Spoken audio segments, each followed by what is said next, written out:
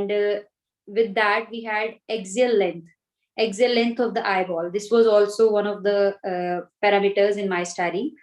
So we did this study in 20 patients. The sample size was 20. We did this study in 20 patients, irrespective of caste, creed, sex, religion.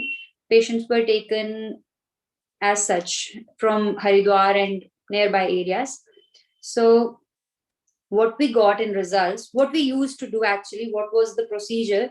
The patient, we had demonstrated them to come to us for 30 days continuous.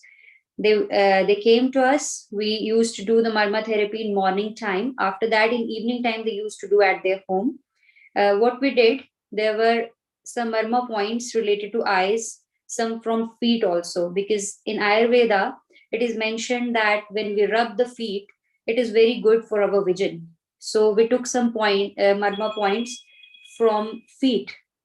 So the marma points we selected the marma points was, first you can note it. I will tell you about the authenticity of this, what I am practicing. That time when I was doing post graduation, it was just a study for me. But nowadays, when I am practicing it in my OPD, it is just like I get wonderful results when patient comes back and says, I'm not having headache, I'm not having any strain in my eyes. In fact, first sit, do it. Am I audible? Yes, yes, you are audible. Yes. Okay. Yeah. So when patients come to me, it was under the guidance of sir when I was doing post graduation. That time it was just a study and I had to complete it with some enthusiasm. But nowadays, when I'm practicing, I will share those cases also, that I usually, when patient comes back and says, I don't have such complaints now. And in fact, he's sitting on the table and I just press the points and he says, what happened to me? Now I am absolutely fine. I am able to open my eyes. I don't have headache. I have I have seen such patients too. So now I will tell you about the marma points that I selected for myopia. Those were the Sthapni marm. As all of you know, you all have attended the marma sessions earlier too. So the Sthapni marm, which is the globular point, this point, the first was the Sthapni marm. After that, the Apang marm. These the temple areas, Apang marm, and thirdly the Avart marm, this the center portion, this the Apang marm, and after that the Vidhur marm. Actually, Vidhur marm is related to air.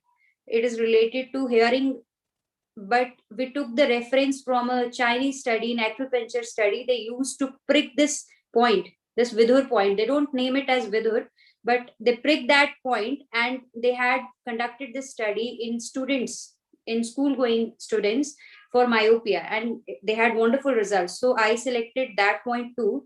So Vidhur was the third point. After that, we selected some points from feet, like Shipra was one of the marma point, and Talhride. Talhride. Shipra, I can show you on hand. Shipra between thumb and the first finger. So this was the point of the feet. And second was the Talhride, forefinger below the junction of the fingers and the feet. So this was the Talhride. So these were the points. I'll repeat again. Sthapni, Apang, Avart, Vidhur, Shipra Marma, and Talhride Marma. These were the combination of the Marma points that we selected. And what we got in the results was, after 30 days, in fact, in between, patients told that we don't have eye strain much, because usually patient comes, if he or she is having myopia, they usually come with a complaint of that we have some problem in eye, we are not able to see properly, and sometimes we have watering or irritation in our eyes. These are called the asthenopic symptoms. So we had very good results in asthenopic symptoms, like patients were not having eye strain anymore, most of the patients, and watering was totally reduced because it was just the result of eye strain. So it was reduced. And headache, in headache also we had very good results. If I talk about the objective parameters, I think in 5 to 6 patients the dioptric power, that is the number of the patient that we prescribed, there was reduction in 0.25 dioptric power, not more than that. In fact, axial length was same. I don't think it can have effect on the anatomical parameters. So, and the sample size was small, it was just 20 patients, so we cannot assure that it is not having effect on anatomical considerations. So in axial length, there was no change. In dioptric power, there was reduction of 0.25. And in visual acuity, there was reduction, like patients who were having 6 by 9 vision, they had 6 by 6. They were able to read one line more. So this was all about the study we conducted. Now, this was the postgraduate graduation work of mine. You can read the articles that are available at Google. You can see that with a reference of my name or surname, because as sir told everything, so it is by their name. So you can search those articles. So now I would like to share what I am facing nowadays. I had a patient of, I think all of us, most of us are doctors, might be knowing the word accommodative esotropia. Accommodative esotropia, in the sense, patient used to strain eyes, accommodative power, they used to accommodate, and accommodation leads to deviation of the eyeball. This is accommodative esotropia. So I had a female patient, 23 years patient. She was just one second.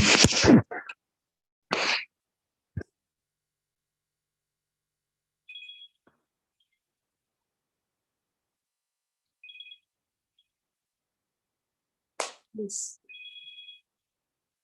So sorry. Sorry for interruption. Now I'll continue. So she came with the problem that sometimes she had a double vision, and sometimes, most of the times, the main complaint was she's having severe headache. And when she came,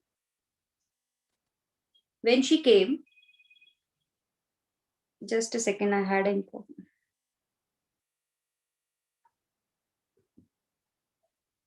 So she came with a complaint of headache. And when she came to me, I was not knowing that time that she's having accommodative esotropia. I just pressed because she's having headache. So patient when comes with the complaint of headache, I usually press these murmur points that I had selected for myopia. So I just pressed these murmur points 10 times, all these murmur points. Then she said that I am not having headache, I am feeling light, I am feeling enlightened.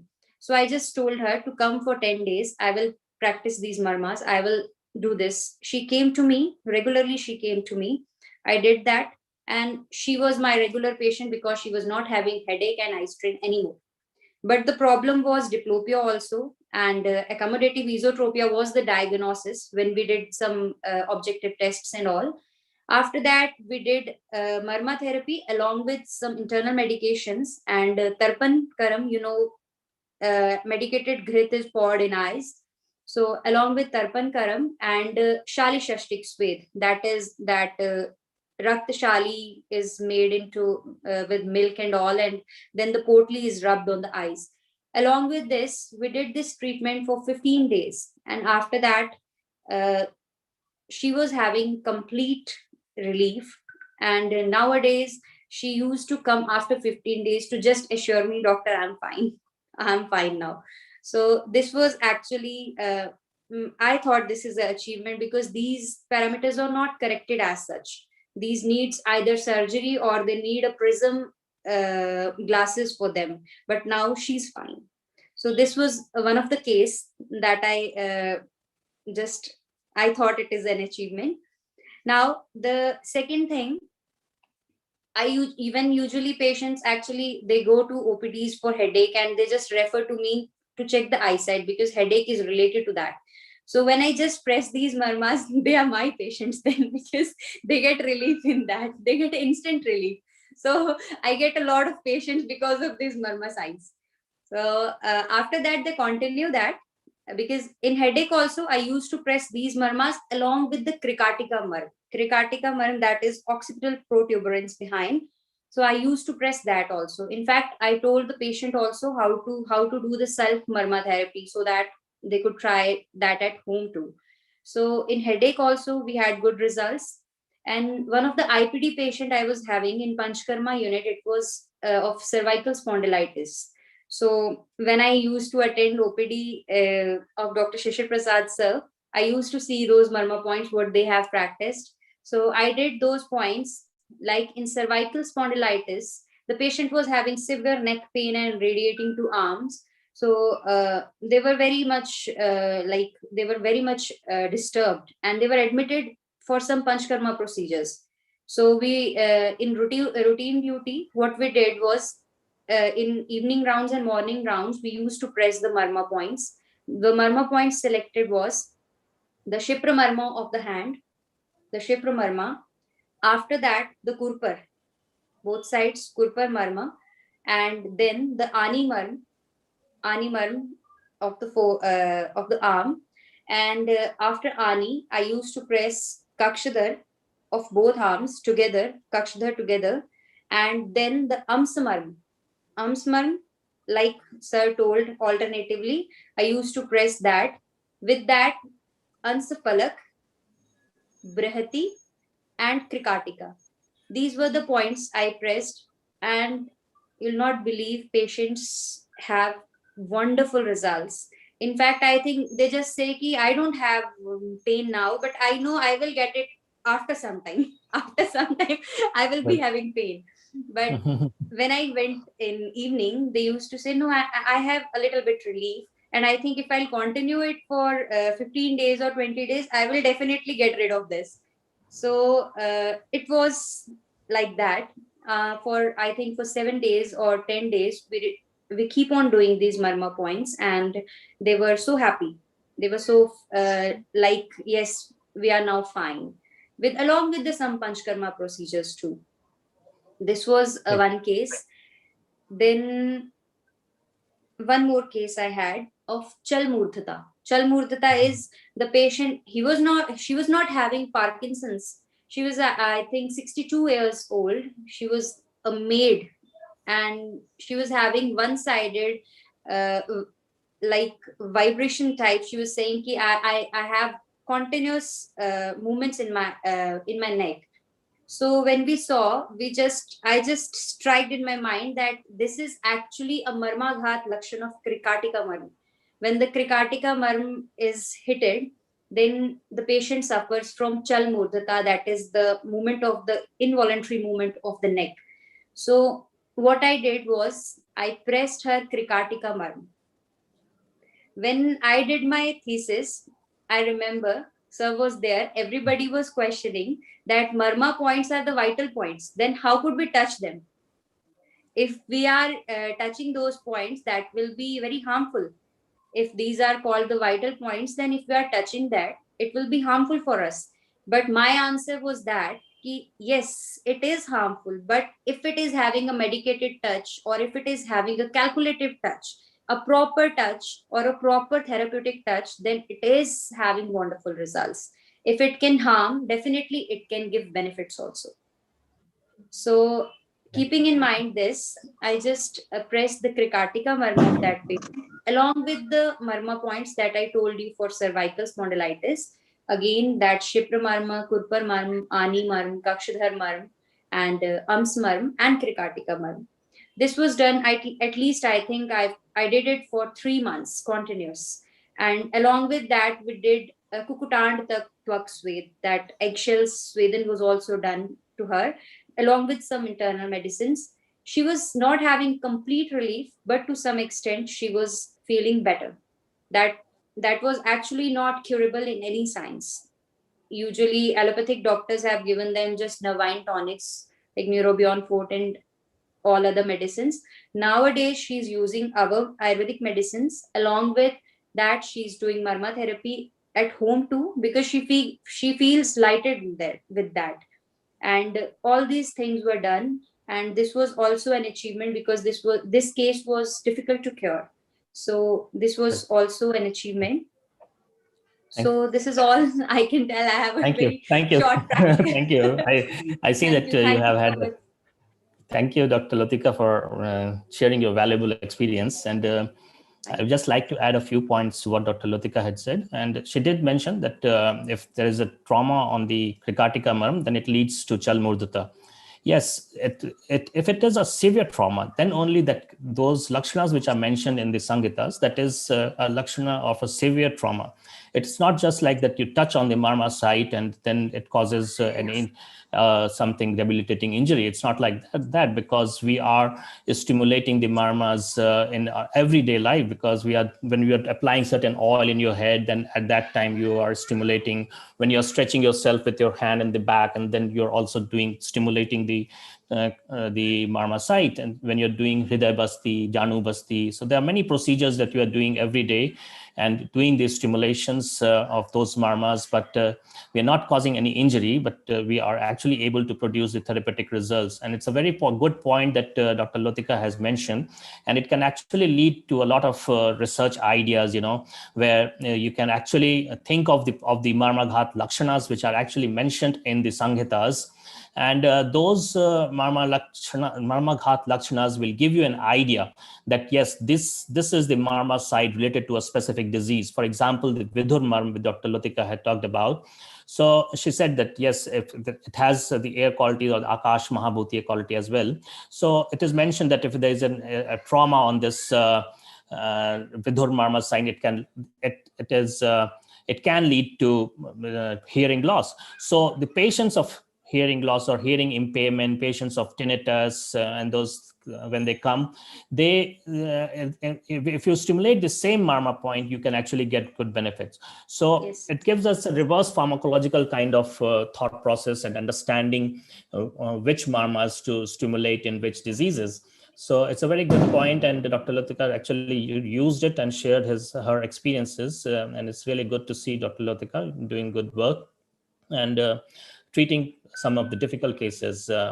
We do know that it is an interdependent science and an interdependent society. So wherever allopathy is needed, we do have to take the benefits of that, of course, by the allopathic doctors.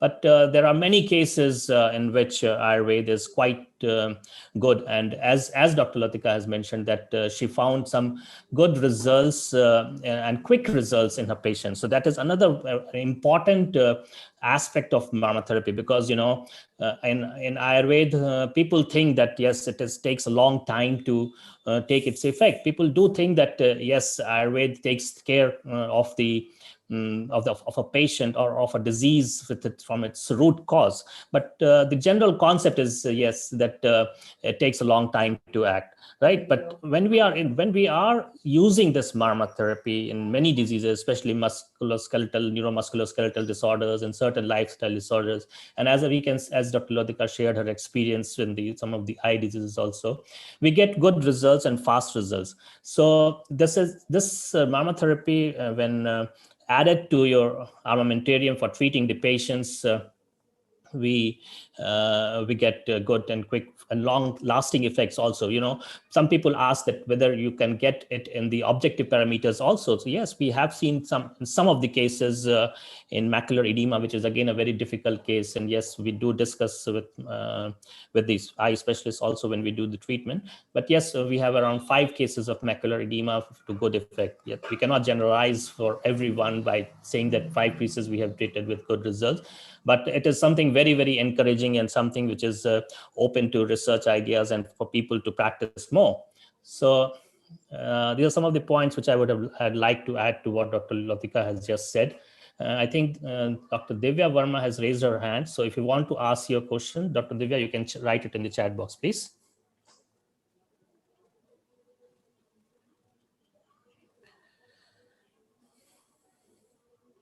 Meanwhile, sir, can I share one or two experiences of mine? Okay, good. So what happened actually? Okay. Can I, sir? Yes, please. Quick. Yeah. So actually, the participants, if you remember, we had some participants from Government Ayurvedic Hospital in last session of ours, no?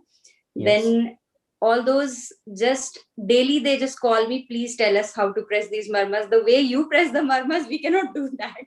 So it was like they were just saying, we want to go to Dr. Shishir Prasad to just make us to learn the way you press the marma points. So it is like, it is just not by hearing we can practice that. It is like how much pressure we have to put and the way we have to press. This is all we need to learn. Okay. Yeah. Right. Okay, Dr. Latika. Yes. Yeah, it comes by practice, but it is something which can be taught to everyone, doctors for sure, and even our patients. That is the best part of it. We can teach even our patients. Yes, it has to be guided. You have to see a few sessions with the patients so that they don't do it wrongly. But it can be taught to even a layman. I think Ofra, Emma wanted to share her experience. Can I ask her to join? Emma? Yes, Emma, can you please join us? Yeah, because she wanted to share some of her experience regarding vertigo case, I think. Thank Emma. you, Dr. Latika. It's been very inspiring, and I share the enthusiasm about this. It's wonderful. Emma? Sorry, I forgot to unmute myself again. Please, can you please hang on? I'm going to see if I can grab some light. Yes, we want to see you.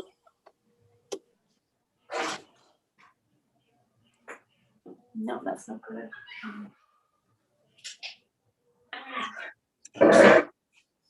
Sorry. I'm used to working in the dark. Yeah, so I've had good results, like really good results, obviously, with all the musculoskeletal. But a couple of weeks ago, I actually had a client who was due to come in just for some Indian head massage. When she turned up, though, she'd said that she'd had a flare of her BPPV. This has been long-standing with her. She would have been first diagnosed. She's coming up to 20 years since she's had her diagnosis of BPPV. Normally just goes out to a chiropractor, semi-local to here, and has some Epsley techniques done on her. It then would shorten her usual episode from between 6 and 8 weeks to 2 to 3 week recovery. She couldn't get in to see her chiro, and so while she was in with me for her treatment, had just queried whether there was anything we could do for her. And yeah, we just did some marma with her. So instead of doing the Indian head work, because she was at that stage where even just holding her neck and doing any sort of movement, she was just, it was nausea, and she just wasn't in a good way.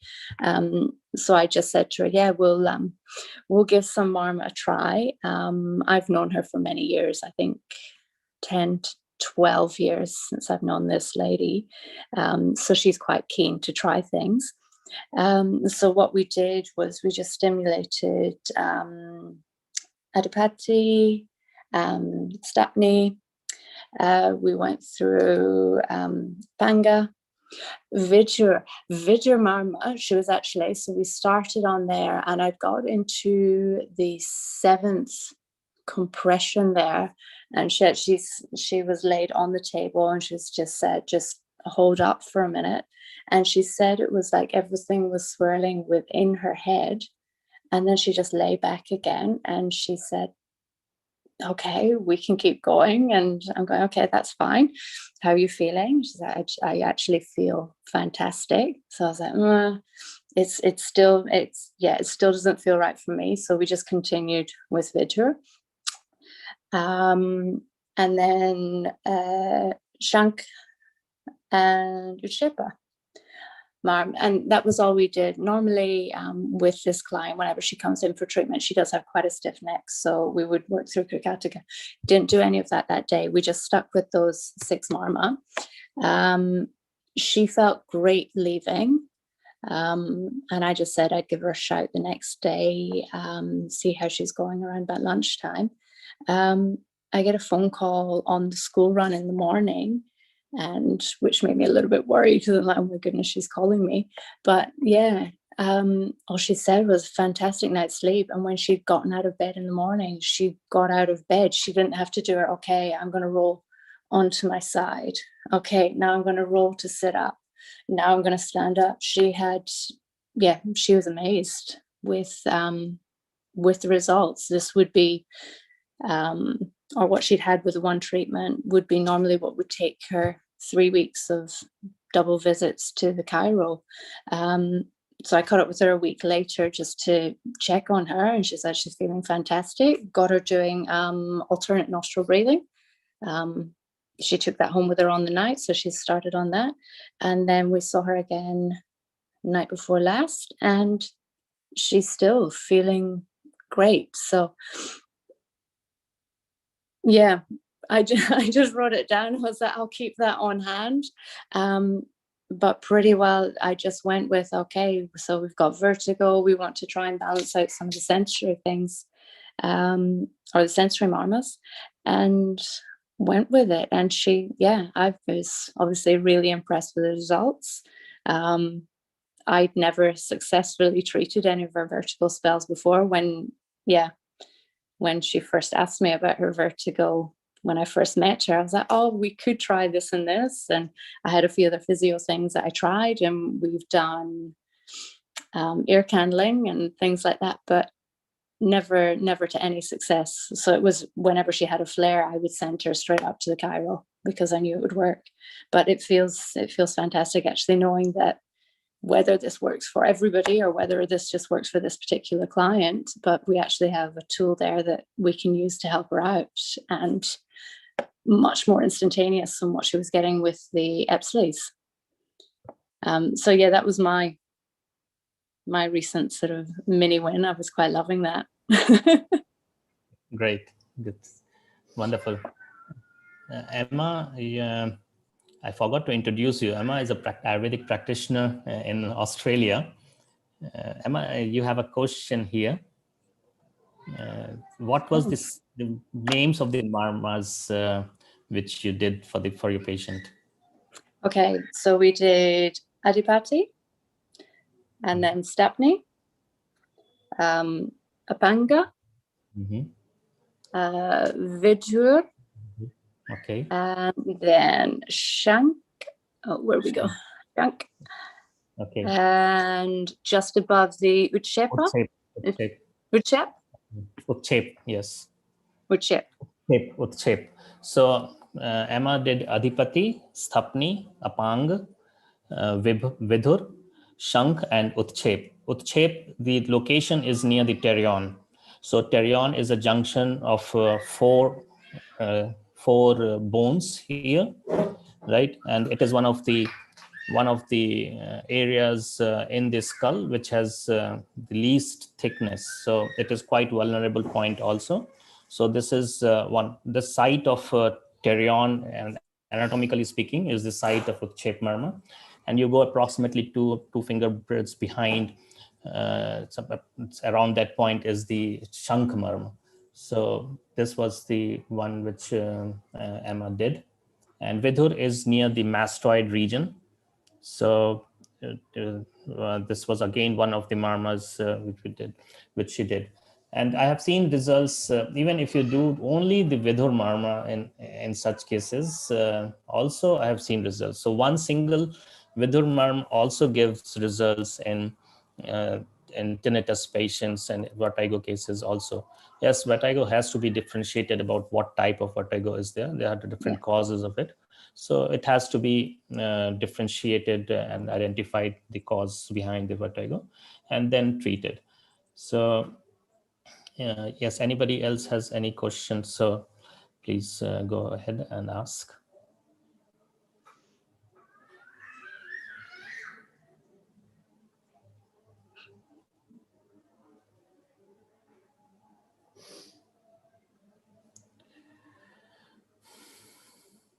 Okay. So Ofra, please take over. If anybody else had, you may have messaged or who wants to share. I just want to ask Jean-Pierre, will he introduce some of the cases that he have dealt with, Dr. Gianti, and like I see many Emma, people. for sharing your experience. My experience? No, No, yeah, you can. no, I no. said thank you, Emma. Mine is not that important. Like, let's see others. Okay. Prince, you asked for the infographics. I think that when Dr. Lotika will have it published, then she will share it with all of us, and then we can share it in the groups, and you can have it. So Yeah. maybe we should wait for that. Regarding some of the marmas in myopia, she has a published paper, so she will be. I'm sure she will be able to share that paper, which is published in a journal. So she will do that. Dr. Hema is here, and Jean-Pierre is also here. Whoever wants to share first, please go ahead. Okay, I will do it first. Okay, hi, Dr. Namaste, Hema. everyone. So I am Hema Embar, and I did my medicine MBBS in India, and then I did my Ayurvedic wellness practitioner course in US. So I am in Boston. So I would like to share an interesting case which I had already discussed with Dr. Shishir Prasad earlier. It's about a small boy, a 5-year-old boy. About 3 months ago, he was complaining of chronic hoarseness of voice, and he also had some deformities in the vocal cords, in the vocal folds. There were some lesions. Probably it was some birth defect, and he had some learning disabilities. But the main complaint from the parents was sudden hoarseness of voice, and sometimes the voice would just disappear, and it was more like a whispering kind of a sound. So then on consulting Dr. Shishir Prasad, I tried the marmas like Nila Marma, Manya Marma, Amsa and Chipra Marma for the baby. He's like 5-year-old boy. And initially he also had issues with gargling water. Like I thought we could start with warm salt water with turmeric, for gargling, but he had issues with gargling. He would just swallow the water. So I thought I'll just keep it simple. I taught the father about how to do the self-marma application for the boy. And so basically it was the Nila, Manya, Ams, and Chipramarma for the boy. And also Kanchanar Guglu tablet was powdered and then was mixed along with plain water and was given to the boy twice a day. So this was done. And then I also added Chavanprash, like a licking jam preparation for the boy. And it's been 3 months now since I recommended these, suggestions to the father. And now, slowly they're seeing some improvement in the voice, quality of the voice. They have been waiting for the ENT appointment and also to look for a speech therapist. So they were really worried, and at this point somehow they tried to approach me, and it was really a very timely help that I received from Dr. Shishir Prasad, and it's working. Because of that pandemic and all, they're still struggling with the ENT appointment and with the speech therapist, but definitely the recommendations and suggestions suggested by Dr. Shishir Prasad was very helpful for in a small boy. Initially, I felt it would be challenging, like he's just 5-year-old boy, and I've never dealt with pediatric cases, especially for the marma stimulation, and moreover, and the boy, they live far away. They don't live close to my house, so I had to do an online appointment, and then I tried my best to explain it so that the father doesn't get frustrated, understanding like where exactly he needs to press or create more issues. But luckily it worked, and I've told them to continue doing this marma stimulation. So that was a very interesting case that I wanted to share here. And lately, I have seen 2 cases of lumbar arthritis, L234 vertebra, and I normally suggested only the Kukundara and the Indrabasti and the Gulf And these have really helped a lot in reducing the pain and improving the, the movement of the lower back, the spine area, basically. So these three were the important ones that I wanted to bring up. And since I live in the US, most of the states, they don't have, they require additional licensing for touching the patient and touch license and things like that. So I thought, I just wanted to be more innovative using the Marma skills. So I always do a self demo and I also teach Marma therapy. And these days to my clients, I suggest Marma stimulation, self-stimulation as part of Dinacharya. Because of the pandemic, now there is a lot of stress-related issues, headaches, sleep issues. So normally I tell them, you just do a simple, you don't have to apply any oil, like Dr. Shishir Prasad has said, it's better not to do with oil application. It has to be a dry thing so that you don't hurt your eyes and all. So I understand.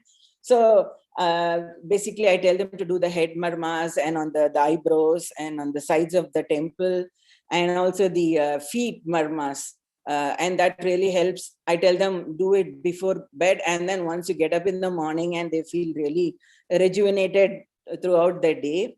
So that I really love about the head and feet marmas for stress management. Otherwise, and it's also helps people with unusual body pain where they're not able to explain what exactly it is. So these are all very wonderful concepts of Marma therapy that I learned from Dr. Shishir Prasad. Thank you so much.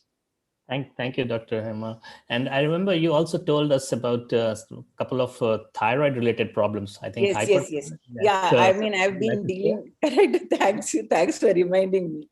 Actually, I've been teaching pranayama meditation and also Marma therapy for some hyper and hypothyroid cases, and they were initially put on medication, and then the doctors also, especially for a hypothyroid client of mine, she was put on meclizine 20 mg initially, and then they also suggested that I had to undergo a thyroid biopsy to rule out cancer, and that itself was like very stressful for the client to hear.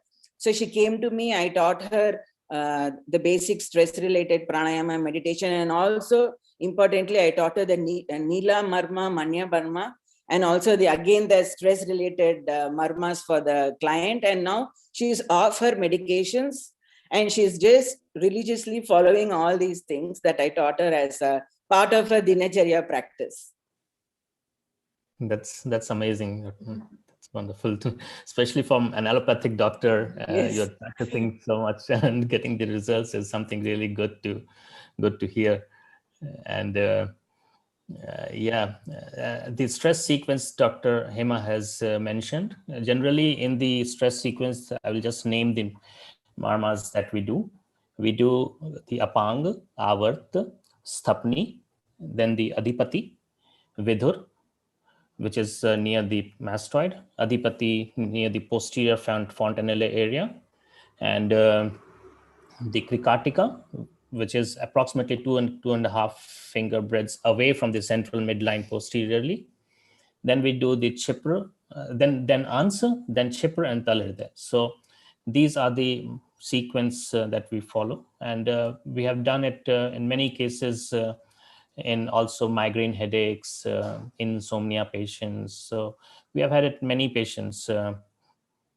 And regarding the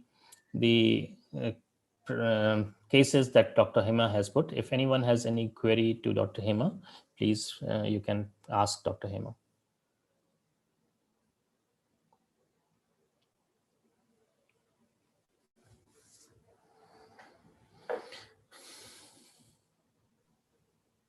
Yeah, regarding, hi, Emma, actually regarding the breath work for thyroid, like you basically teach them simple plain abdominal breathing, and then you do the Ujjayi breath. That's very good for thyroid. For hypothyroid cases, you could suggest Simhasana also. But for hyper, since it's already a stimulated gland, it's better to avoid Simhasana in hyperthyroid cases, maybe they could do 5 rounds instead of asking them to do 10 rounds or 15 rounds. So ideally, simple abdominal breathing and Ujjayi really does a lot of wonders with the pranayama technique. Yeah, great. And since they are closely, the Nila Manya Marma are, for those who do not know, so the Nila Marma, in the anterior region of the neck, you have 12 marmas. In the neck total has 14 marmas, 12 in the anterior region and 2 in the posterior region. The Krikatika also seems like a head marma, but it is considered more of the neck marma as per Acharya Sushruta. So other than the Krikatika marm, all the other marmas in the front of the neck, that is the Nila, Manya, and Siramatrika, they're all vascular marmas. So the method of stimulation of the Nila, Manya marmas are an indirect stimulation and not a direct stimulation. And both Nila and Manya marmas are lying close by, and they are also related to the recurrent laryngeal nerve. So that this could be one of the reasons why she got good results in the patient of hoarseness in voice. Hoarseness again has many causes, so one definitely has to identify the cause. Whenever you are doing any treatment, you do have to identify the cause and then treat the patient. Yes, so that is why the Nila and Manya was chosen in this baby. And we have had cases, even smaller children, 3 years old, we have treated for some brachial plexus injury. So we have had young kids, and kids, it is rather more a matter of touch than any application of pressure. It is just gentle touching the skin surface and stimulating the energy centers to produce the therapeutic effects.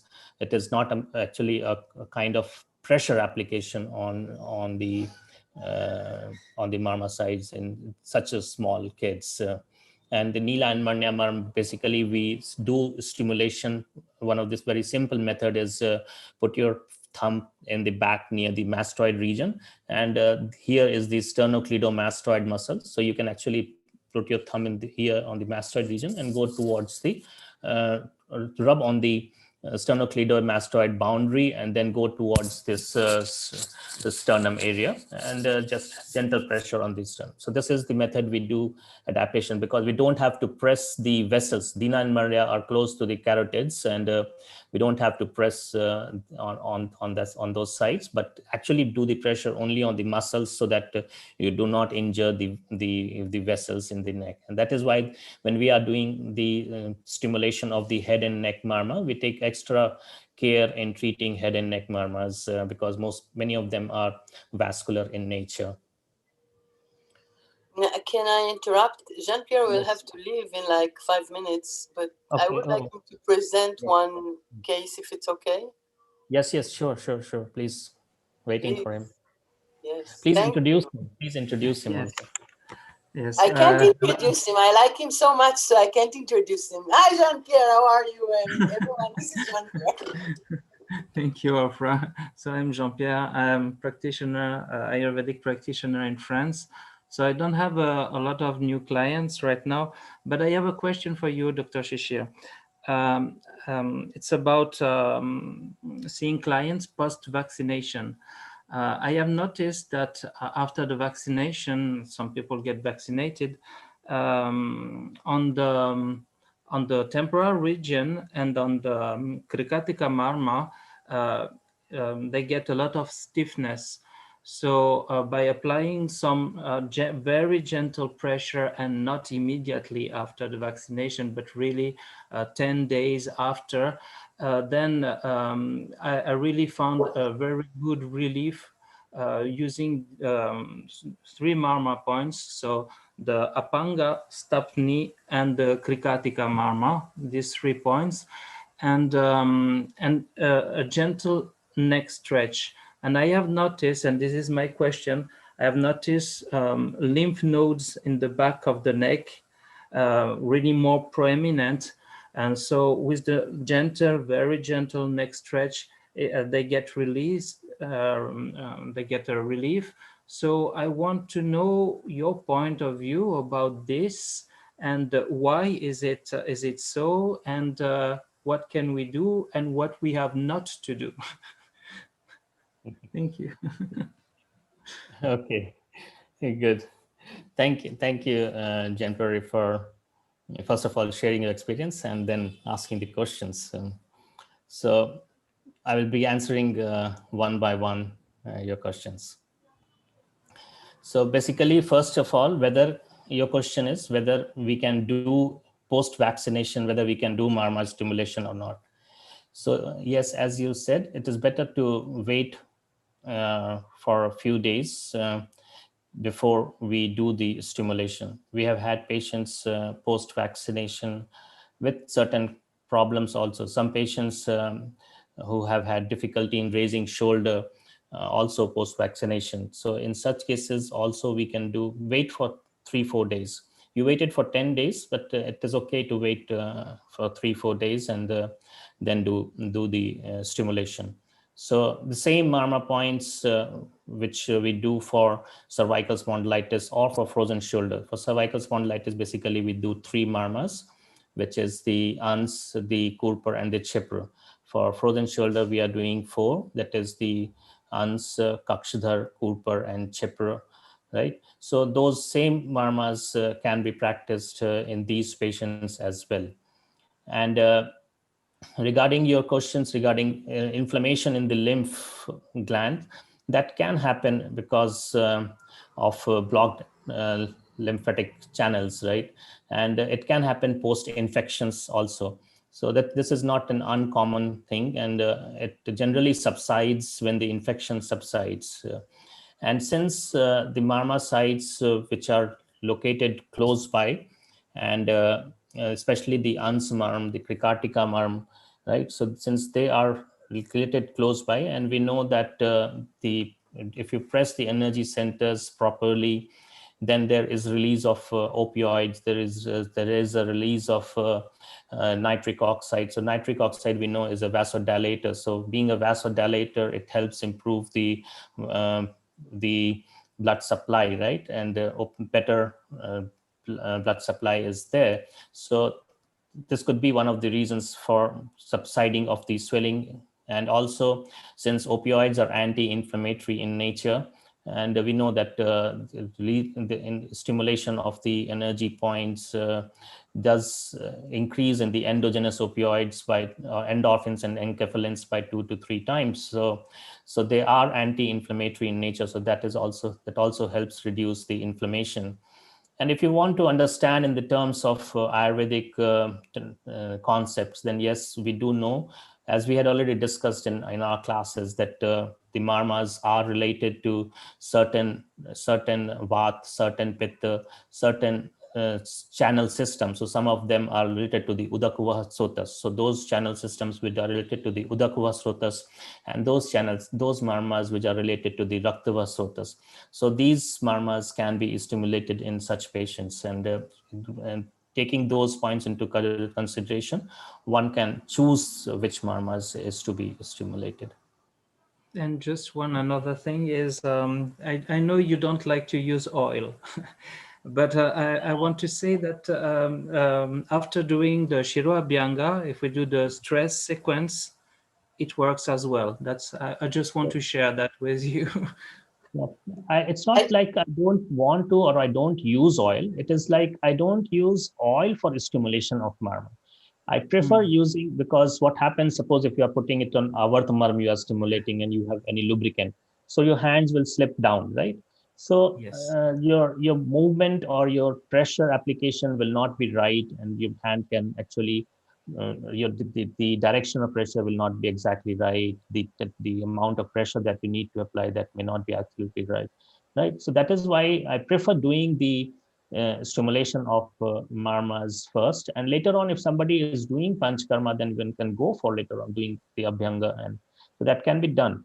There are people who are using oil also for stimulation of many marma sites. So especially there are people who I've taught the marmas, and they are using those same marmas in their abhyanga practices, and they're getting good results. I know one lady, Monica, who is doing very good in Italy. She's for fibromyalgia cases, and not few, many cases she has treated with fibromyalgia. And somebody, Dr. Hema just mentioned, I think in the last session, in the last just a few minutes back, that generalized pain or tenderness patients were there. So could be that patients are suffering from fibromyalgia, because nowadays the stress is quite predominant in the society. So a lot of stress could lead to this fibromyalgia cases. And when you're doing the stress marma sequence or along, I would rather say not only the stress marma sequence, but I will also say the marma sequence that we teach for cervical spondylitis, as well as the marmas which we teach for low back pain. That is 5 marmas in low back pain that we do generally. That is Katika Taruna Kukundar, Indrabasti, Golf, and Shipra. So in the same sequence, that also needs to be incorporated in such patients. I think this answers your core-queries. Is it okay, John Curry? Yeah, thank you so much. And really, I have to go. Thank you, everyone. Thank you for coming. Have a nice station. Bye. Right. We have to meet, like all this batch have to meet someday in Dehradun. It will be really good. One thing about fibromyalgia, you know that I like fibromyalgia. It's like my favorite. I like fibromyalgia, MS, lupus, because Dr. Shishir have taught me that it's like it's manageable, and it's not just only manageable, it's actually solved itself in the end, because what I do and is actually concentrating on the things that I trust the most, and I learn to trust the mantras. And what's happening now is that after the sessions, they ask, okay, what is this mantra? And I send them the mantra, and they keep going, even if they don't do the sessions in the beginning, like the marma sessions for themselves, but they keep the chanting on, so it's keep activating on, because like chanting is actually echoing what we're doing when we're doing marma therapy. So this is what I found out. Very good point. And yes, definitely one should be actually chanting the mantra, or if you have a light music around and then mantras around the home, then it is really adds to the effect of marma therapy. That is what Ofra is saying, and it is a good point. Yes, we can definitely do this, incorporate it into our practices. Thank you, Ofra. I think that everyone should know that thanks to you, we actually solved the stiff person syndrome that is very, very rare to identify. And it's like something in the extreme range of fibromyalgia. And most of it was marma therapy and using of oils. Of course, there were some busties, but it wasn't the point. The point was actually the sittings. It was for 7 weeks, we had every day a sitting of a session of 15 to 45 minutes, depends on what happened with the patient that day. And we have many students of Dr. Shishir who are now postgraduates here, and they can share some of their experience. Hello, Dr. Atul. Hello, Atul. Dr. Srinivas is also here. Yeah, Dr. Sima is still with us. Srinivas, Dr. Srinivas is physiotherapist in Nimhans. So he's here. Is here? Dr. Srinivas? Yeah. Okay, and Darius is also here. So please join and share. Dr. Srinivas, would you like to share your experience? It's very important because you are the top institutes and dealing with other specialities. So please, we're waiting to hear from you. Hello, sir. Hello. Hello. Sir, regarding marma therapy, basically, I have started using it since a couple of years. It is really great, actually. So I use it on basically, I have not tried it on neuro cases because what we get in the neuro cases is like in the very acute stage where their GCS is very low, around 6, 7. So we haven't tried, but we get cases from different other states for simple sciatica, as well as a degenerative disc disease or a cervical spondylosis or stiff neck or some kind of spondyloarthropathy, ankylosing spondylitis. These cases, definitely the results are really promising and they are good as well. And usually when did with along with physiotherapy and marma, it gives good results. And after marma, first I start with, as a physiotherapist, I start first with marma and then I add on my physiotherapy exercises. And after marma, in order to quantify the results, I ask them what is a VAS score before manipulation of the marma points, and they say it was around some 8 on 10 or 9 on 10. And immediately after that, I say, and how after the marma stimulation, how much do you feel? They take a pause of around 1 to 2 minutes in order to know, to grade how much decrease it is actually. Yeah. So, and people, do you have pain now? And if I ask that, they say that, sir, I have to go. They do all extreme positions, and then they feel that, you, sir, it is very little, sir. What you did, sir, actually, I was suffering with pain for several months and several years. So I say that this is a marma therapy where our energy points, these are energy points where our energy is blocked due to that which you are getting.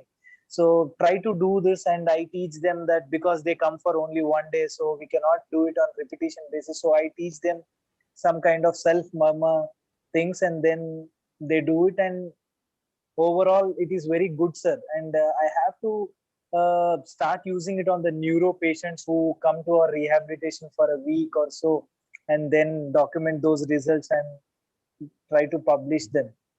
And thank you, Shishir sir, for always being there and giving us the knowledge which is all there in our Vedas we were unaware of. Thank you, Dr. Srinivas, for sharing your very valuable experience. And could you just tell us how many patients, or roughly how many patients you have treated so far in 2 years' time with marma therapy? It would be more than 100, sir. It would be more than 100. Oh, wonderful, wonderful. So on a day-to-day basis, we get around some 40 to 50 cases in our OPD, and out of those, like back pain cases will be around some 15 to 17. So on an average, I could say that in a day 4 to 5, and then So it must be much more than 100. If you're doing on a day 4 to 5, then it will be much more than 100. Do you have any experience with the dermatological problem that you've solved with marma therapy? Basically, in my post-graduation, ma'am, I have done my thesis on ankylosing spondylitis and spondyloarthropathy, and I was into rheumatological research. I used to work on dermatomyositis as well as lupus, as well as all other rheumatological conditions like RA and various other connective tissue disorders, mixed connective tissue disorders. So basically, at that point of time, I was unaware of these murmur points. But after that, I acquired the skill of these murmur points. Then in a neuro setup, I rarely come across these conditions, except the back pain, which is misinterpreted as lumbar disc disease or a lumbar spondylosis. Because whenever a person with back pain goes to any medical professional, either a neurologist or an orthopedician, they say that it's a simple back pain, take a painkiller or some anti-inflammatory drug, and then they send off. That's it. So, but during this course of time, they develop that kind of stiff spine where there is a bridging of the vertebrae, and then they develop that bamboo spine, what we characteristically see in a radiograph. So basically, yet I could, because I have a background, so the history taking plays a very important role, whether it is increasing on rest, whether on depending on when you do movement, it is coming down. And they all rheumatologists also do that HLA-B27, where the sensitivity of that is relatively less. If it is positive also, yes, but we cannot say that he has confirmed ALS. So speaking about experimenting the marma on the rheumatological patients, I feel that I have done only on ankylosing spondylitis, but I haven't tried on the other variety of cases which are belonging to the rheumatology domain. But you think that you will try it on MS or Sure, lupus? sure. Yeah, because I work in a neuro setup, so mainly I don't come across these kind of cases. Uh, but I am trying to work more on the neuro and psychiatry because I work in a setup where I work with some schizophrenia, dementia, bipolar Oh, associative disorder. So oh my God. if anything like stress, depression, so but at that sector where they say that whether a physiotherapist doing these murmur points, they see that what is he doing? So I need to little bit convince the other professionals in order to get a good cooperation for them and work towards in a holistical way. Right. Yeah, thank you. Yeah. Thank you. Wonderful. Thank you. We have had cases of rheumatoid arthritis treated through marmotherapy. It's not that RA negative, RA positive becomes negative, but yes, we have been able to take many patients off steroid use and many patients off painkillers. So we have had very good results in rheumatoid arthritis patients as well.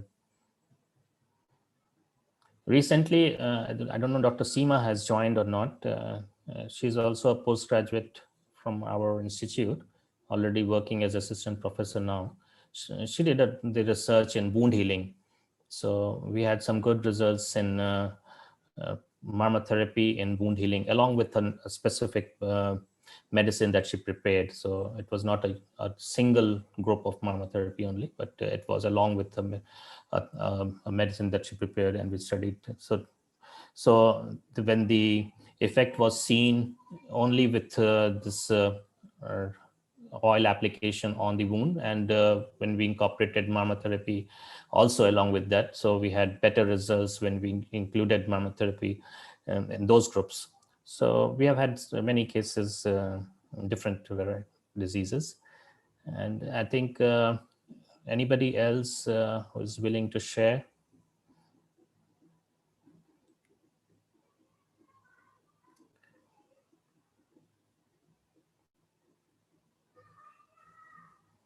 Yeah, I do dermatology as well because, you know, I am a marma addicted person. And like, I think that, first of all, when I do the marma, the people, first of all, they need to be relaxed.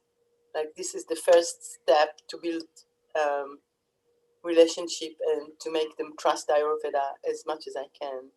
So marma therapy is part of the first meeting, either if they're sitting or they're lying on the table or whatever it is. And Dr. Shishir met some of my patients. They already know if they have a flight, they have a flight sequence, they have a this sequence, and they have a.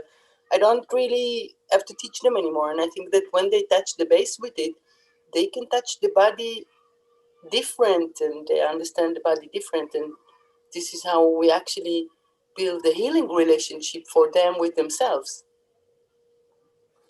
We already had, yeah, thanks, Sofra. And we already had one dermatologist, Dr. Vikas Khera, is an MD dermatology. So he also joined in one of our advanced courses. And maybe if, I don't know whether he has joined today or not yet. But, Dr. Vikas, are you here? No, I don't think he's here. Otherwise, he would have. Muhammad is joining now, and Dr. Atol is here, and Dr. Sima is here, and Dr. Okay. Janli I didn't see, but Darius is here. Dr. Atul, would you like to share your experience? He did his work in pain management. Dr. Atul Badoni is also working as an assistant professor in Shalatantra or surgery department. So, Dr. Atul, would you like to share some of your experience in pain management? Oh, sir. As my thesis is done in pain management, now I have 120 patients in my thesis, and in my thesis I did marma therapy for 120 patients. All are having pains, and they all are well, about 80 and 70%. 70-80% they are well. Okay. Okay. Good.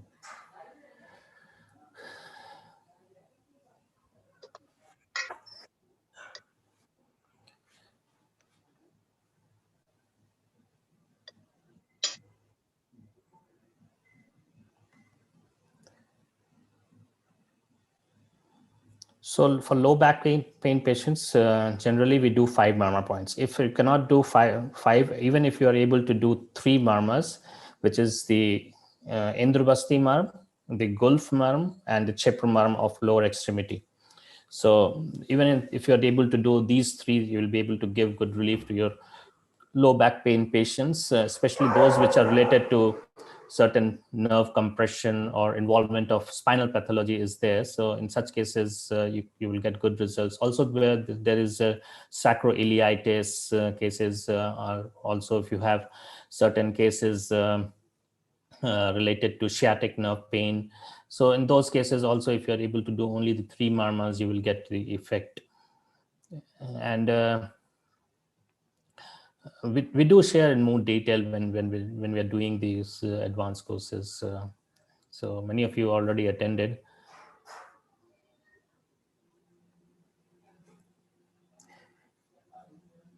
The selection of murmurs basically depends. One factor is definitely your clinical experiences, but once you are able to understand the science behind each of the murmur stimulation, the involvement of the doshic factors, the involvement of the different sotas and the relationship to the murmurs, then we will be able to produce different permutation and combination. It's not just only one, because I see some of you are already expanding to the points that I had mentioned in in our classes. So it is really good to see that people are actually able to expand and use murmurs based on those fundamental concepts of murmur science. We also have Dr. Raman and Dr. Santosh, who are practicing in Government Ayurvedic College, Patna. So they have had thousands of patients registered in their OPDs. Now it's a government setup, so thousands of patients are there. And in Government Ayurvedic College, Paparola, where I did my post-graduation, Dr. Gaurav Parmar, I don't know whether he has joined, but he also has 500 cases of frozen shoulder alone registered around 6 months back. So it must have increased by now. So it's really good to see people practicing and getting results. It's not just that I am doing something and I'm getting results. So the feedback is coming from you all. That is something really more satisfying. Anybody else wants to share your experiences, you're welcome to do that. Dr. Jainali, would you like to share your experience? Sir, no, sir, I'm not prepared today. Okay, fine, no problem. Thank you, All sir. right. Okay.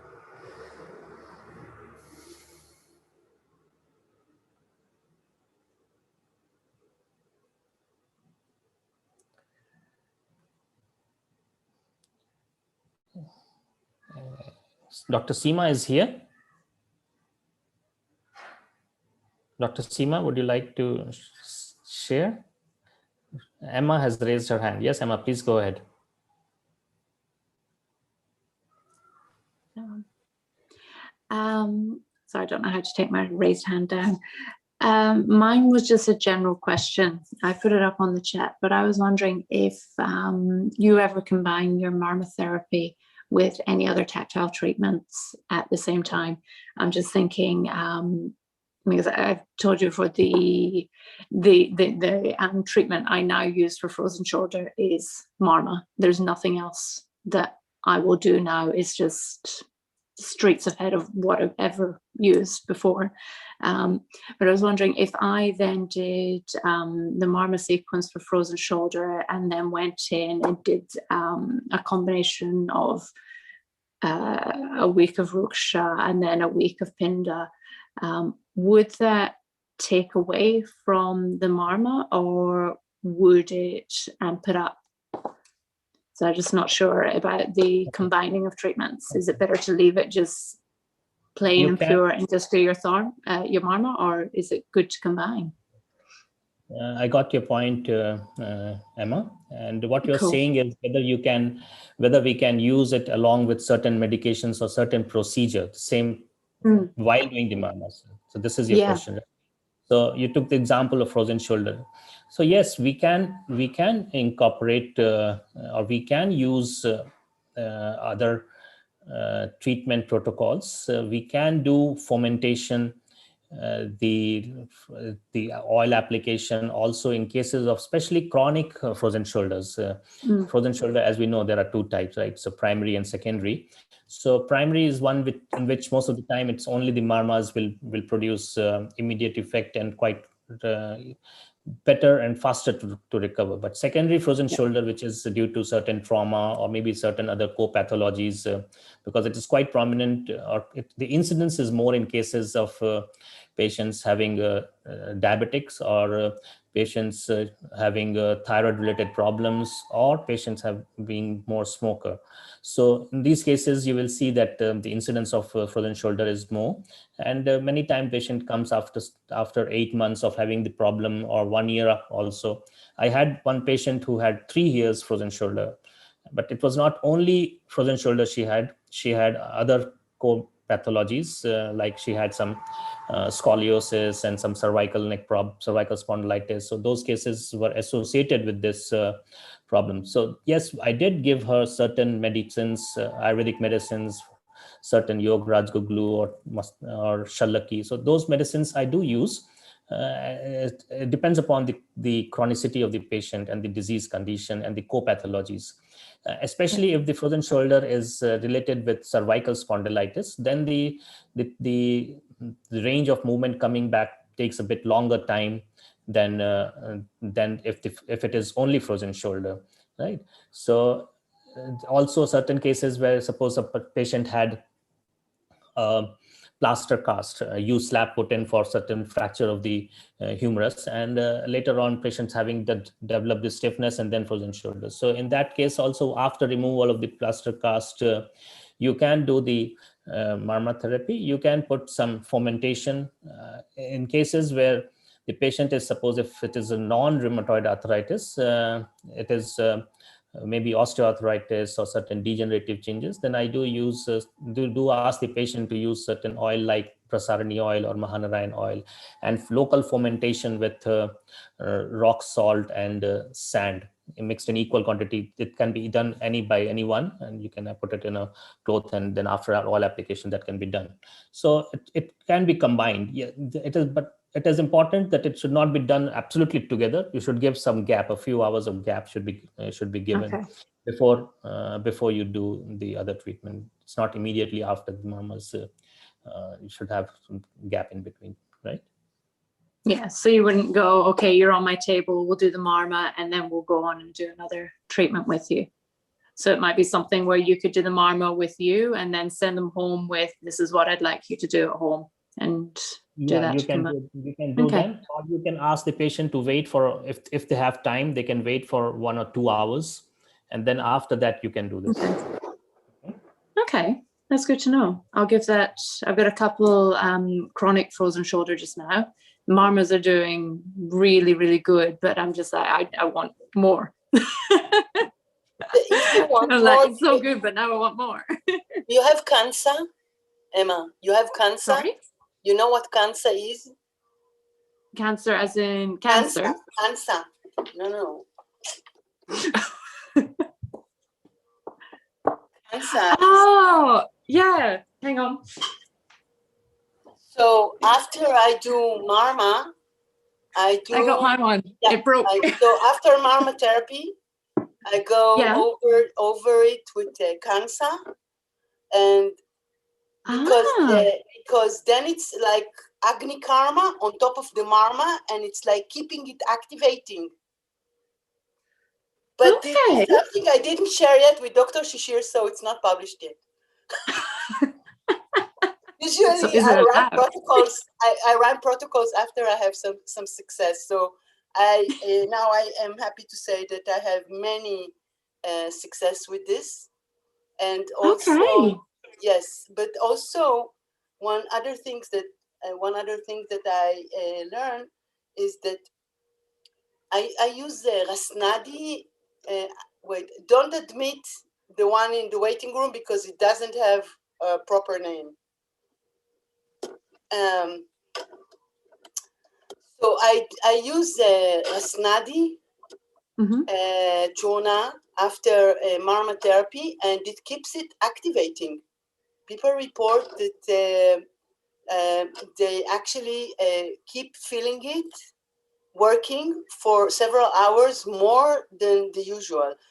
But usually I use this on very critical frozen shoulder that have some scoliosis there or something there that is like very, even the bamboo spine situation. When you have RA and scoliosis and cervical, so I put after this some, just finish it with the Rasnadi Chona, and that's it. Okay, so just the Rasnadi over the marma point to stimulate it? Yeah, like all over. If I did like all these areas, so I do here with some Rasnadi, just just brush it with Rasnadi, and then it makes the whole area keep working. But this is only when when I don't want to give some oral medicines, and because the trust is not yet there. So we need to build it gradually. I know that it's different for Westerns. This is why I'm sharing this, because when you work with Indians, it's different, and with Westerns, it's different. So I had to, mind the gaps of trust with the system. Great. So coming wonderful, Ofra. It's a good point that you have made, and yes, in Sushruta Sangita there is a reference in I think around 5th chapter where they have said that you can apply. There's a description of a alep, certain kind of paste on vrana, that is certain wounds, right? But Sushrut has mentioned that the same vrana should or can also be applied on marma sites. So the reference of stimulation of marmas is there in Sushrut. There are certain critics of who say that where the Sushrut has mentioned the stimulation technique, because the way we teach is something different, and where has Sushrut mentioned exactly? So Sushrut has mentioned in many places the stimulation of marmas. It's just that we have to use our yukti, tishtu piri yuktigyo. So we have to use our yukti and understand this. Sushrut has mentioned many of the bandhan techniques, the bandaging techniques, and so some of the marma practitioners are using those bandaging techniques to stimulate the marmas. Sushrut has mentioned the rakta mokshan, that is bloodletting, siravedhan, right? So if you come to the understanding and go for the in-depth knowledge of the bloodletting, so you understand that Sushrut actually has mentioned, for example, in hepatomegaly, to do it from Dan Kurpa, right elbow, and for splenomegaly, left elbow, and then for gridhrasi, there is another point. There for certain headaches, there are another points where you do the rakta mokshana. So if I do talk about this when I'm doing this advanced courses, so I think some of you already may be knowing already, but those who do not know. So the answer to this concept about Sushrut doing this rakta mokshan. So if the idea was only to take off the blood and that producing its therapeutic results, then why certain specific vessel? It could have been from any vessel. Why only right elbow? Why not from, if you have to take the blood out, it can be from any vessel. It can be from the anterior aspect of the dorsal aspect of wrist, or it can be from any vessel. Why only a specific site? So if you go and understand more in depth about this, then you will think that yes, that Sushrut must have known that stimulating or putting a needle at that site is stimulating certain energy point, or at that point at which the venipuncture is being done, that is related to the specific organ or organ function. And that is the reason why Sushruth mentions that, you see, this is from here only you do the bloodletting. It is not like you can take off the blood from any, if that was the idea, to just taking off the blood and giving the therapeutic results, then it could be any vessel. Since he has mentioned that specific sites are there, that means he knew about the energy, the channels, and the nadis and those things, and those were related to specific organ functions, and that is the reason why. So if you again understand, go to that chapter about Sushruth, then it opens a vast area of research, and one can practice this, go on, and it basically can give you a lot of food for thought. So this is something which those who are doctors here listening, and they can use it and to put it in their research work. But you specifically also have panchakarma in your background, like this kind of thinking comes from you, because like you say, always get the logic. So I hope I get the logic. It's not that easy to. Yeah, I don't want to hide anything, because No. you see, it doesn't give us any goods by hiding things. It's not like it's okay if people can get the idea. It's fine. Ultimately, it's the humanity which is getting benefited. Right. What about Darius? Darius is a physical therapist who's doing marmotherapy like in a vast area. Good to see Darius. Yeah. Darius is here. Darius. I am here. Welcome. Do you remember from my heart problem from December? Yes. This is still with me. So from December, I did not work, and it was post-COVID sensation. So I don't do any work now, even the yoga. Mm-hmm. So from since December, I had any problem. Now it's better after some herbs and homeopathy, but still I am doesn't work anything, even with Hope yoga. you get well soon, Darius. Hope you get well soon. So we send you our blessing, and we miss you, and take care. You know, if you need anything, you just write. Thank you.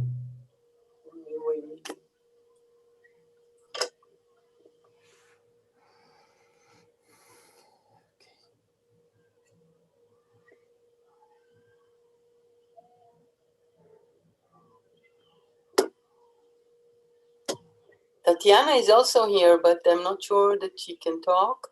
And Dr. Muhammad have some connections issues, so he's not here. He's like off and on, and this is all that I know. Tatiana, if you would like to share, please join.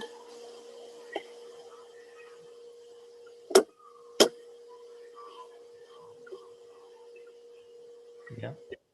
Rasamai is also here. She's from Canada. Right. Tatiana, would you like to share?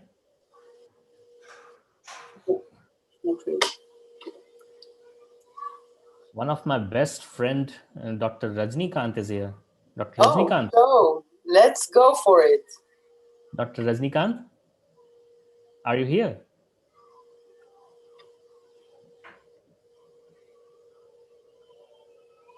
Dr. Rajnikant is a physiotherapist in Ireland, well-known physiotherapist in Ireland.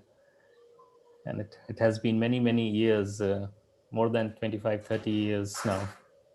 Okay, we can hear stories about your days in the university. Good. Okay. Hello?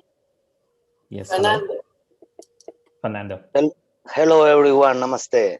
Namaste. I have a problem and I couldn't connect properly at the right time. So I say sorry. And I would like to thank you. I don't want to share anything because I'm not practitioner. Just to thank you, Dr. Shishir and Ofra, to organize this. And that's all. I am listening, I am learning a lot, and I'm very thankful for this. That's all. Thank you, Fernando. Thank you for joining.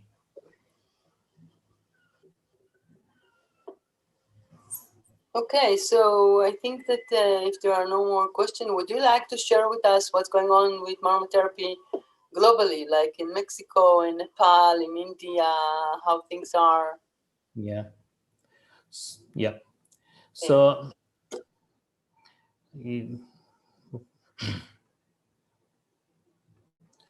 yes, we have had some very good sessions in the last few months, and recently you'll be all be happy to know that in Nepal, we are doing a series of courses of marmotherapy, and there are around 450 medical officers and researchers of government of Nepal in Ayurveda. So we are training all these 450 in batches one by one. So far, 3 or 4 batches we have completed, and not only those 450 medical officers, but also around 700-800 paramedical doctors, paramedical staff. So they will also be learning this marmas and practicing in the whole of Nepal. This is being conducted by the director there, Dr. Ramadhar Yadav. I'm grateful to him for organizing those sessions. And there is a National Institute of Ayurveda and Research under the Ministry of Health and Government of Nepal. So it's really good to see the marmas benefiting the masses. And yes, we have had a lot of discussions in Mexico also. I had to travel to many countries, but unfortunately, due to the COVID, we cannot do. So we are doing many online courses now. And I will be doing some mentoring program also, but only restricted to 10 students. So I will be taking only 10 students, and I will be doing this one-to-one with this mentoring program. And yes, there will be many group sessions. We are already conducting this advanced courses, and we have people attending them every weekend. And at government level in India and different places in Himachal, we know that there are a lot of medical officers already practicing marmotherapy.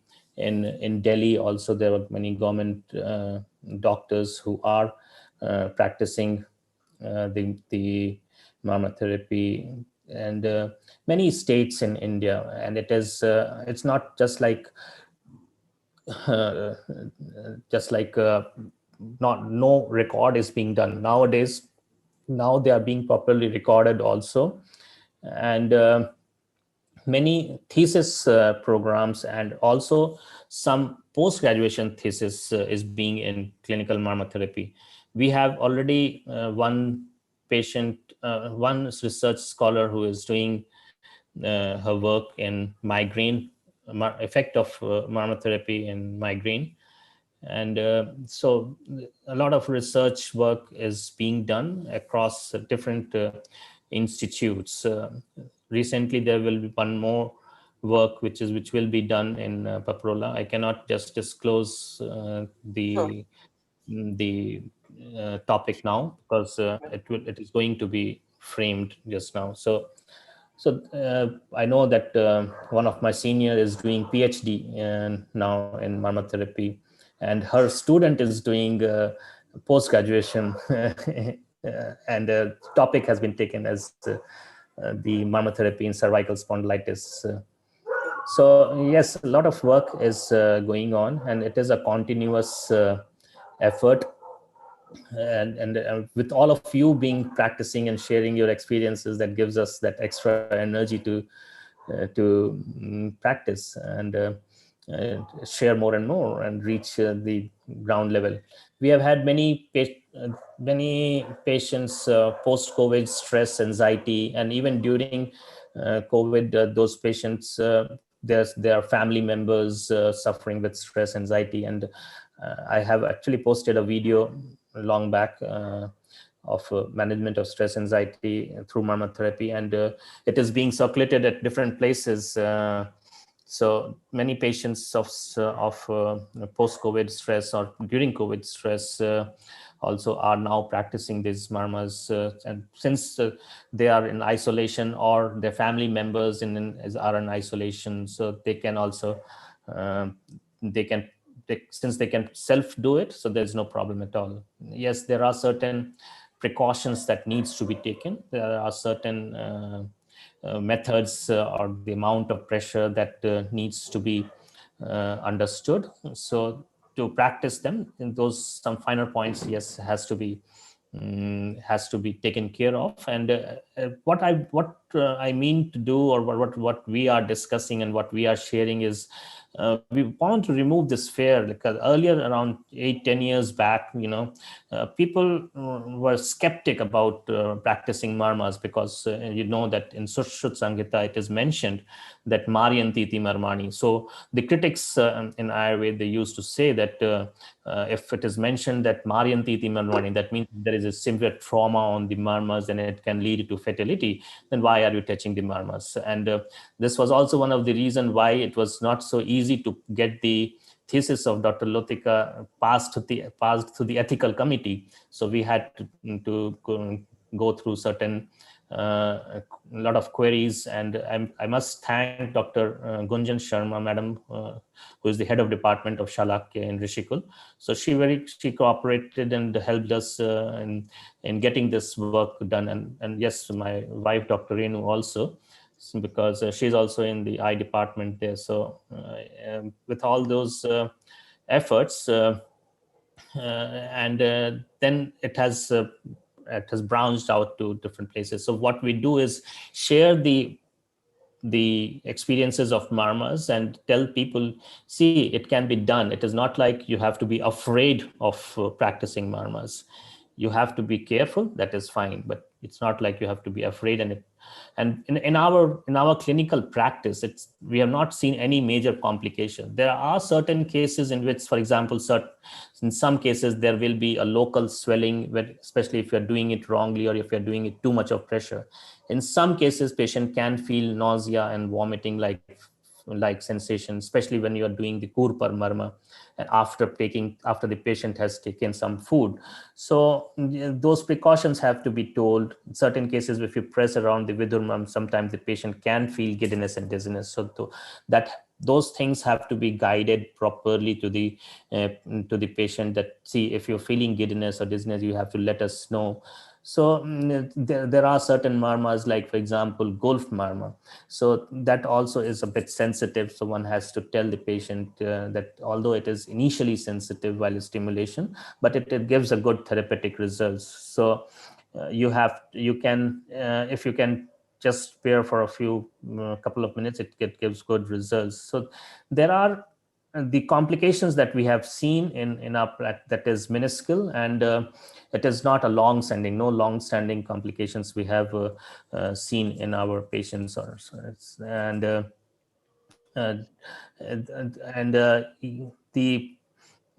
technique has to be correct. That is one thing I will definitely add here. There are certain other aspects which needs to be taken care of. The selection of patient is also important. Understanding the limits of our treatment is also important.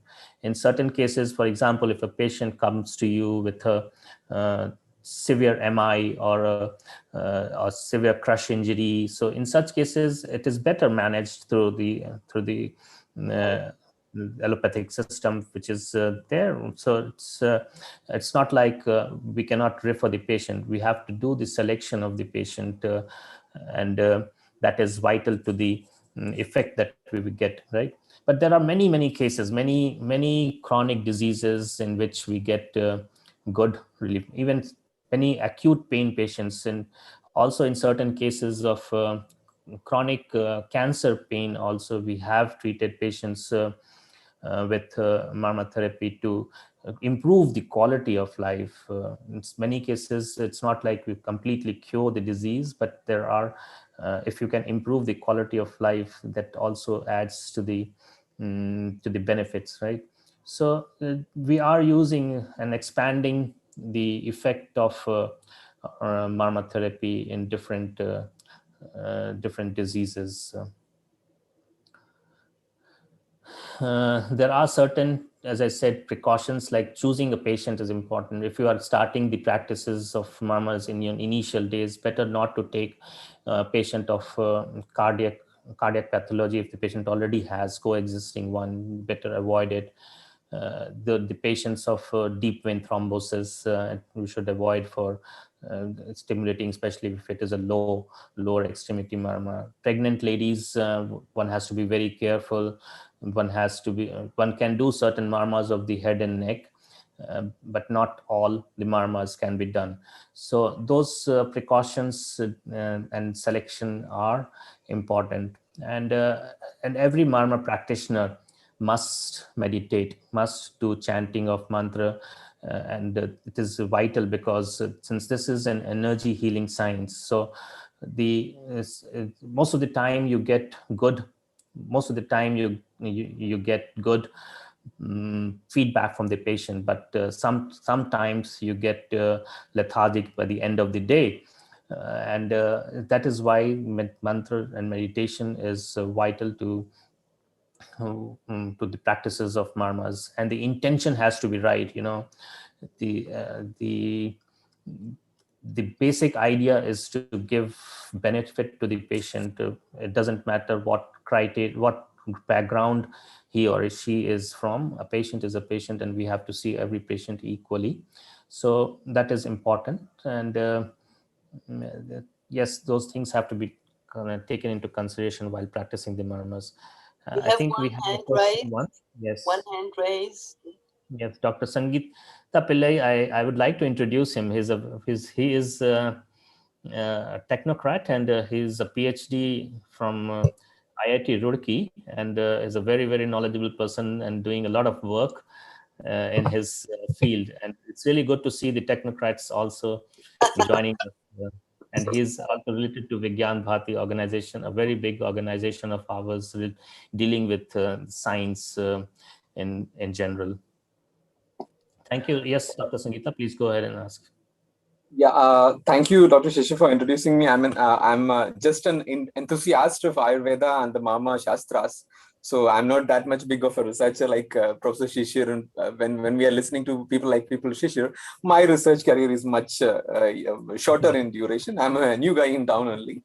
But coming from the design domain and from the product design domain, I mean, it has been extremely interesting to always watch Professor Shishir and his work from slightly far off quarters, some 30 kilometers away from his place of action. But somehow, while I was in Turkey, I couldn't attend. And this is the first time I could attend to him thanks to COVID. I don't know if we should say that way. But yeah, but it has also made us far off, but also brought us together in some ways. So these days, I'm also interested in looking at due to my other colleagues and friends in the same domain of Ayurveda, and also due to my own upbringing from the state of Kerala, which is also very rich in the heritage of Ayurveda, and due to the being the origin place of the martial art of Kalari, which is a kind of a mother. Oops. Yes. Okay. I think we will come back. The Mama therapy for this matter. And Hasti Ayurveda also is very famous in Kerala, where you treat marmas of an elephant from like 3 to 4 meters away. I mean, those are works of legends and things of lore these days. I don't know if there are practitioners who actually do that, but definitely it has been extremely interesting to listen to your community of people doing this amazing work, and finally being able to listen to how things operate inside the Mama Varma world. Can somebody elucidate what is the difference between the Marma and Varma? I mean, I'm recently hearing a lot of this word also. Can you tell me, Dr. Shishir, what is it about? Yeah. Basically, there was a meeting because I'm a part of this expert committee on Marma Chikitsa of Government of India, constituted by the Central Council for Research in Ayurveda and Siddha. So one of the points that came across was this point that you have asked, and we came to the conclusion there are 18 experts in this, and the Director General of CCR is actually heading this committee, and the general consensus what they are to be considered as one and the same, because the concept behind both of them is the same. It is something like you can say that it is something different. More word is not exactly the way it is pronounced in Tamil literature or in that Tamil Malayalam. language, right? Even Language. Malayalam, So, yeah. yeah. So that is the reason why it could be Varmam, the word instead of Marma is used. Yes, in understanding, there are certain differences in the approach of the Varmam practitioners and the way we are, what I am sharing the experiences. There are certain differences in the approach, but the basic or the fundamental concept is both of them similar, because Varmam, we know, is very vastly described in the Siddha sciences, and Siddha, the father of Siddha is Agastya Muni, okay? Father of this color, you can say the Varmam science is considered as Agastya Muni. And in Ayurveda, in Charak Samhita, in the first chapter, there is a mention of 53 rishis who learned the science of Ayurveda. And out of those 53 rishis, one name is Agastya. So it could be that they were contemporary, and you can say this two parts of the same coin. And there is a lot of description about the Varmam, and the people are practicing in Siddha science in southern Indian states, and they are using many times the Abhyanga method of stimulation of the Marmam.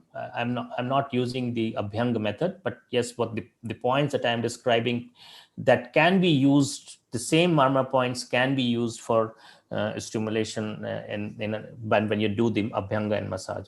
So that this is my point of to your question regarding what the difference, or I think yeah, it is because I was even wondering about like the correlation between the physical correlate, like when we are looking at other traditions also, when we go into much more elaborate and more what you call metaphysical concept like the chakras and all, we talk about plexuses, which are nerve plexuses, we talk about lymphatic nodes, we talk about energy centers. These are all in like different layers of the body, like maybe Annamaya, some are in the Annamaya kosha, some are in the Manomaya kosha, some maybe in the what you call the Pranamaya kosha. So these are overlapping domains. So I was just wondering, maybe they are in different realms for that matter. Maybe that may be one way of looking at it, I thought. But in your talk previously, you said that the specific part when I raised my arm is when you said that there's a need of a cleansing practice. Like that is something we always talk about especially in the minds like pranic healing or Reiki for that matter, where like interacting with a maleficent condition in a person's body is in effect looked upon as like interacting with their karma. As a doctor, obviously you are rightfully a person to do that, but to what extent you can play with the karmic situation or scenario of a person is again a very a controversial subject. So I don't want to go into all of that because I'm not an expert in any of this. I'm just loudly thinking. But yeah, I'm also very happy that you're also thinking about quantifying. Like I'm also seeing that there's a lot of resistance in the so-called modern way of doing science in looking at Marma Shastra as an actual science, because they always but I think in the recent sciences, I mean coming from a techno perspective and from a product design perspective, I believe that there are a lot of things that are quantifiable. Like you rightly said, even Madam Lotika has said that the point is not whether you're giving pressure, but it's about the amount of pressure which is making all the difference. So I think the technology can come up in a very good way on training that part. Like we can even tell you what is the amount of pressure you've applied by a reading, and I think that kind of teaching methods can be explored if you also count us to be a part of your very wonderful world. I think such future explorations are possible, and looking forward to keep in touch with all of you and learn more about this science. I'm looking forward from Professor Shishir for a reading list to learn more about this. Thank Go to Dehradun for 2 weeks, and I may as well. It is a day overnight journey for me. I can do that. Yes, because you're not outside of India and like you're restricted. Because sitting in the clinic there is what will get you promoted better than anything else. Because absolutely. You see students there, and we may as well hijack Professor Shishir once in a while to Jaipur. I'm thinking. And regarding the point regarding the pressure, yes, actually, it has not been mentioned in the Marma chapters and how much pressure is. It is from our clinical experiences that I am sharing how much pressure that you have to apply. And actually, if you go, since you are more from the physical science and more from the IIT background, so you can actually quantify the exact. But I can tell you the amount of pressure one has to apply on each of the marmas because based on the clinical things, I can guide.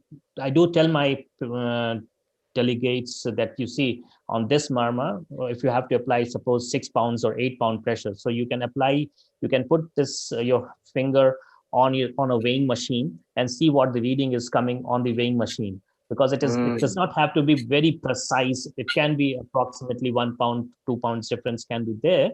So so you can actually go and read from the weighing machine what the amount of pressure is being applied, and then Beautiful. if it is 6 pound, then 8 pound, you apply the same amount of pressure on that side. So and it is not only the pressure, it's also the direction of pressure, which is again important. The number of times you have to stimulate, that is again important. Whether you have to match it with your rate of breathing, that is again an important aspect. So yes, there are a few things which needs to be done, and then you do have to take consideration about the age of the patient, the sattva of the patient, right, and the comorbidities of the patient, because it is, although we will say that you apply around 6 or 8 pound pressure on this area, but it can vary from person to person. It's not like it will not be for everyone the same. Yes, so there can be variations. And regarding your points about the energy concepts, yes, they are related to the chakras and the finer branches of, basically marmas. The best part with marmas is you can consider as larger energy channels. So and the points are not too many. As per Acharya Sushruta, only 107 marmas are there, and also among the 107 marmas, the number of points are not 107, because there are certain repetitions of the marmas. So the number of points is very less. It can be well identified. Sushruta has mentioned the anatomy. Sushruta has mentioned the types. So based on that, one can identify the marmas, and then one can practice it on self, right? So that is one of the advantages of the marmas. And another point is that when you do, nowadays you cannot touch a patient, and so you have to maintain certain distances. But when you are touching the patient, you are connecting to the psychological aspect, because Sushruta has mentioned, not Sushruta, one of the Acharya, I don't remember but it has been mentioned somewhere, that the Tvak Indriya is directly connected to mana, or the psychological. So when you are touching the patient, then you are actually connecting to the psychological aspect of the patient. So that is why the patients also get connected and get the feel that the doctor is actually thinking for him, so that he gets that confidence. And as Dr. Lotika had mentioned, that you see the patient had pain and asked, what did you do? So the patient gets a quick and fast result, and certain cases are there where the patient has lost hope, whether he thinks that he or she will not be okay, right? And in that patient, with just a simple amount of touch and some amount of Marman stimulation, you give, even if you give 5% result, right? So that brings out the positive thought process, and we all know the thought is the greatest force, and our mind is the greatest force, right? So that again brings a completely different pharmacological changes inside the body. So all these add up to the effect of the marmas. Yes, understanding the energy level at which point the marmas it gets effect and which marmas to be stimulated in a certain, that does take some time, but it can come through practice, and you're always welcome to visit. Thank you. My pleasure. I hope we'll see you in Dehradun. Sure, we will. Okay, great. Dr. Lotika, would you like to conclude the session? Will you give the honor and conclude the session? Okay, thank you, Ofra. Actually, I was again and again trying to say that what I feel like, that marma therapy is, I feel like it is getting addictive to me. Now, like whenever, maybe it is actually stress management, where I usually teach students too. I take online classes. Whenever I am taking online classes, I just make off the camera and I just press my points that time, and I feel stress free. And I'm addicted to that. So that, yeah, I just have that particular time, because all of us are short of time. We are having very, very busy schedule. So I just get that time and I just press these points. And in fact, nowadays I think everyone is getting very familiar to marma therapy, and all of us are practicing very good. I wish everyone all the very best. We are looking forward for such sessions in future too. Thanks to Dr. Shishir Prasad sir, who are giving us such guidance and sharing their valuable experiences. We look forward for such webinars again and again. Thank you, sir. Thank you, Ofra. And we'll come and visit you in Kashmir, Jammu soon. Surely, I would love to see you there. You're all welcome to Israel when we're gonna end this whatever pandemic. But we have Zoom, so it's fine. And thank you everyone, and Dr. Shishir and Emma and all those that are not with us because they had to leave. So thank you all, and let's practice and keep in touch. And meet soon, I hope, in Zoom or elsewhere. And happy Ram Navi. Thank you. My pleasure. Thank you so much, Ofra, for taking your time. Thank you, everyone, Dr. Hema, Emma, everyone who has joined. Thank you, Haripriya ji, Rasami, everyone. Thank you. Thank you all. Bye, guys. Bye-bye, and take care. Okay, thank you, sir.